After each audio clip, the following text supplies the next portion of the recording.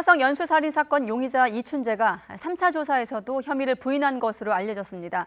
그제부터 이어진 방문 조사에서 사흘 연속 혐의를 부인하고 있는 가운데 이춘재와 DNA가 일치하는 것으로 나온 5차 사건 현장에 취재기자가 나가 있습니다. 김다연 기자. 네, 화성 연쇄살인 사건 5차 현장에 나와 있습니다. 네, 5차 사건 현장. 그곳이 용의자 이춘재가 살던 곳과 얼마나 가깝습니까?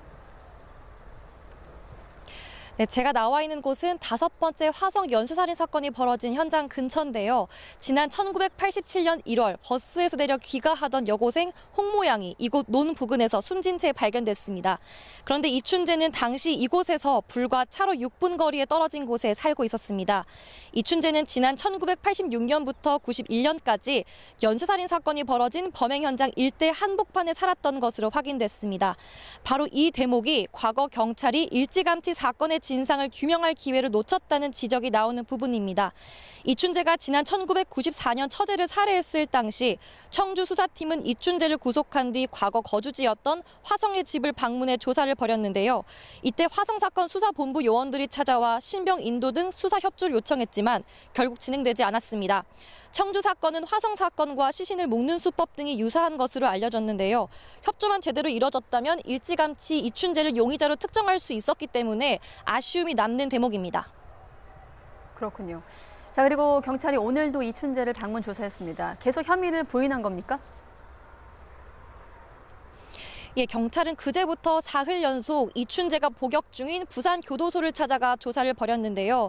이춘재는 오늘 진행된 3번째 조사에서도 자신은 화성 사건과는 무관하다면서 혐의를 부인하고 있는 것으로 확인됐습니다. 이미 이춘재의 DNA가 검출된 3개 사건을 제외한 나머지 사건의 경우 혐의를 입증할 만한 명백한 단서가 없는 상황에서 이춘재가 계속 혐의를 부인할 경우 수사가 예상보다 길어질 가능성이 커졌습니다.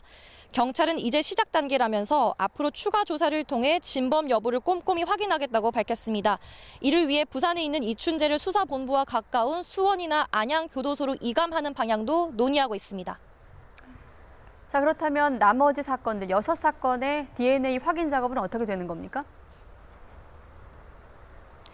예, 화성 연쇄살인 사건 10건 가운데 5차와 7차, 9차 사건 피해 증거품에서 이춘재의 DNA가 확인됐는데요. 경찰은 모방 범죄인 8차를 제외한 나머지 6건에 대한 DNA 채취와 분석을 이어갈 예정이라고 밝혔습니다. 수사팀은 어제 4차 사건 증거품을 국립과학수사연구원에 보냈는데요. 다만 워낙 오래된 사건이다 보니 유류품의 상태 등을 고려해 분석 기간이 상당히 길어질 수 있습니다. 지금까지 화성 연쇄살인 사건 5차 현장에서 YTN 김다연입니다.